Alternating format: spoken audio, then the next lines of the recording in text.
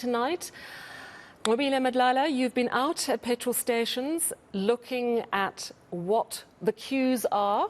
Of course, a lot of people will be wanting to fill their tanks before those sort of between 2.30, 2.50 a litre increases this evening. And while we feel the pain in our pockets on an individual level, we also know, of course, this is going to put more inflationary pressure on our economy. Tell me about what you've been seeing and who you've been talking to. Well, Sally, yes, we spoke to some of the people that are on the road who are motorists, and we spoke to passengers as well. But interestingly, we spoke to garage owners, Sally, and even the garage owners would agree with the motorists as well as the passengers, saying that they wish things were different. But they did say that they are expecting quite an influx of numbers to go into their garages, a number of people that will be trying to fill up their tanks before the petrol is more expensive than normal. And what they were saying is that they generally, when there's a price hike, they'll see quite a number of people lining up, and they would have a cut-off time to ensure that people can still get some petrol and before they basically push up that price. But interestingly, Sally, from what we have heard from the motorists, they're saying that this is a lot. It's a lot to take, and it's a lot to take to their pockets. They're saying everything is expensive. The cost of living is clearly going up, and fuel is one of those things that are really just getting deep into their pockets. And some had even decided to park their cars at home and decided to walk because it was the only way that they could then have a cheaper mode, I suppose, to get to work.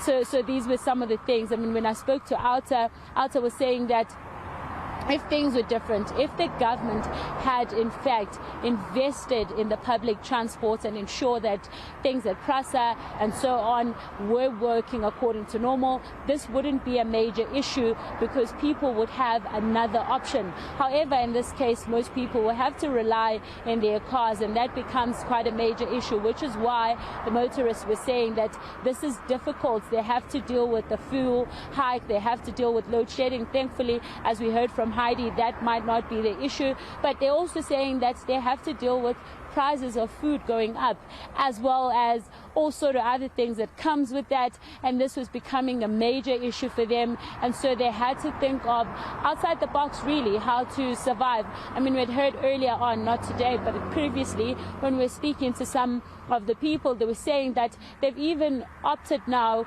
into making sure that they use one car so that they share the prices of fuel, the prices of petrol, all sort of things. So people are trying to find other options and other means to ensure that they don't use as much fuel. But Alta was adamant in saying that tax is something that the government needs to relook and that the government needs to introspect in that. Even the economists, they were saying that this seems to be an issue that we are going to sit with for quite some time. They're saying that from now going to December, it might just get even more tighter. And so they were saying that people need to look into saving, people need to look into cutting back on luxuries.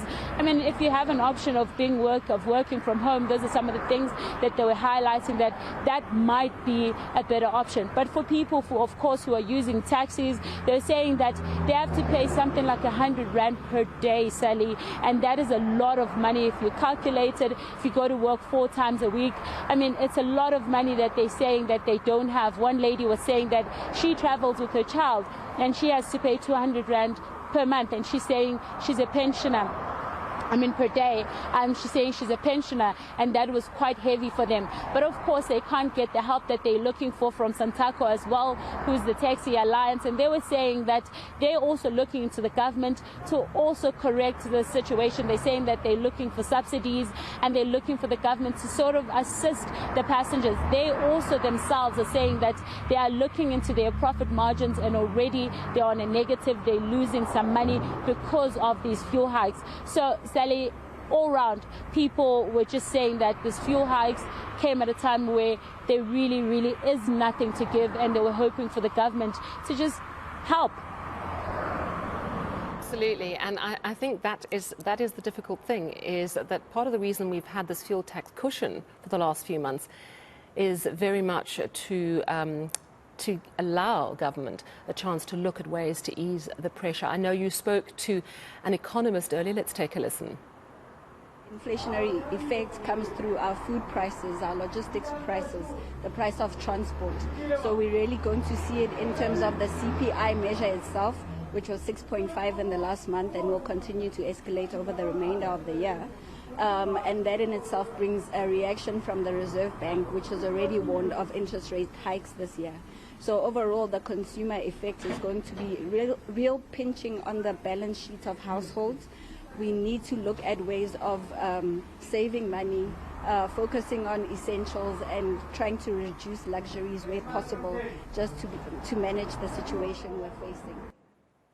Yeah, certainly inflationary pressures are really squeezing us at this point. Nqobile Madlala assessing petrol stations and how motorists are responding to the coming fuel hikes this evening. Thank you very much. Also, Heidi Jokos, who has joined us from Eskom, where there has been a breakthrough. There's a wage deal that has been signed. We're already in stage 5. And tomorrow again we'll be in stage 5 from, I think, 4 till 10 p.m. But there is great hope now that in the next few days we'll be back down to levels 2 to 4. Thank you to both of you.